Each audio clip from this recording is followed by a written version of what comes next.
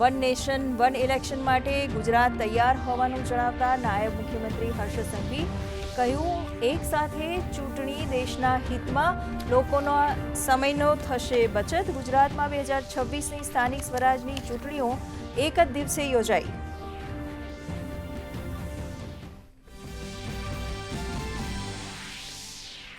રાજ્યમાં પેટ્રોલ ડીઝલની સ્થિતિ અંગે કેબિનેટમાં કરાઈ સમીક્ષા. પ્રવક્તા મંત્રીએ કહ્યું, હાલ ઈંધણની 35 થી 40% વધી માંગ. ઈંધણની સ્થિતિ પર સરકારની નજર. સંગ્રહખોરી ડામવા રાજ્ય સરકાર પ્રયત્નશીલ.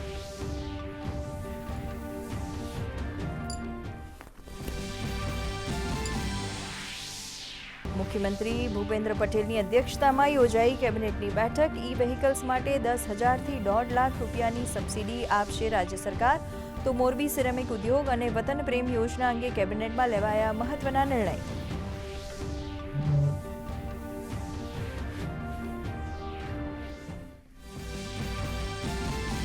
પ્રધાનમંત્રી નરેન્દ્ર મોદીના ઇટાલી પ્રવાસનો આજે બીજો દિવસ. પ્રધાનમંત્રીએ ઇટાલીના મિલિટરી ઓનર્સથી તેમને કરાયા સન્માનિત. આ પહેલા 2000 વર્ષ જૂના કોલોસિયમની લીધી મુલાકાત. બંને નેતાઓ વચ્ચે થયેલ બેઠકમાં મહત્વપૂર્ણ વૈશ્વિક અને ક્ષેત્રીય મુદ્દાઓ પર થઈ ચર્ચા.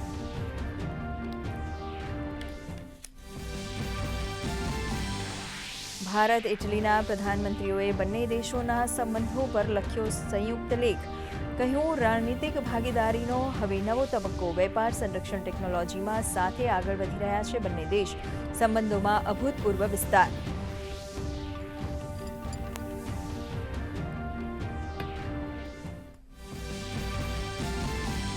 અમેરિકાની ઈરાનને નવી ચેતવણી. કહ્યું, મંત્રણા નહીં થઈ તો ફરીથી થશે ઈરાન પર હુમલા.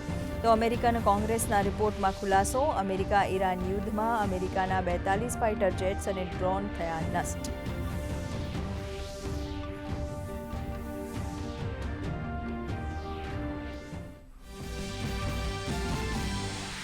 કાચા તેલ અને રૂપિયામાં ઘટાડાને પગલે ઘરેલું સ્ટોક માર્કેટમાં સપાટ કારોબાર. ઉર્જા અને ઓટો શેરમાં રિકવરી.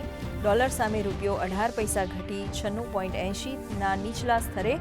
બ્રેન્ટ ક્રૂડના ભાવ પ્રતિ બેરલ $110.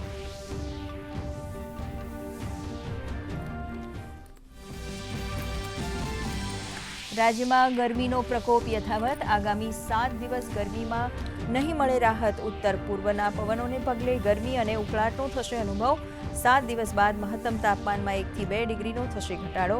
કેરળમાં 26 મેથી ચોમાસાનો પ્રારંભની સંભાવના.